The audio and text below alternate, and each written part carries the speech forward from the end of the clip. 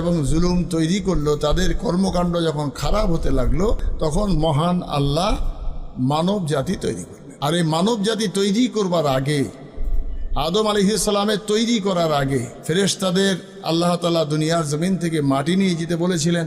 সেই মাটিটা সর্বশেষ, লম্বা ইতিহাস, আমি সেই দিকে যাচ্ছি না। হযরত আজরাইল আলাইহিস সালাম জমিনের আর্তনাদকে উপেক্ষা করে আল্লাহর হুকুম পালন করতে মাটির কাছ থেকে মাটি ছিঁড়ে নিয়ে চলে গেল। আল্লাহ রাব্বুল আলামিন সেই মাটিতে আদম আলাইহিস সালামকে তৈরি করবার আগে ওই জিন এবং ফেরেশতাদেরকে নিয়ে একটা বৈঠকে মহান আল্লাহ তার আরশে মহল্লা জিজ্ঞাসা করলেন যে ইন্নী জাইলুন ফিল আরদে খলিফা, আমি একজন খলিফা তৈরি করতে চাই, আমি আমার প্রতিনিধি পাঠাতে চাই দুনিয়ার জমিনে।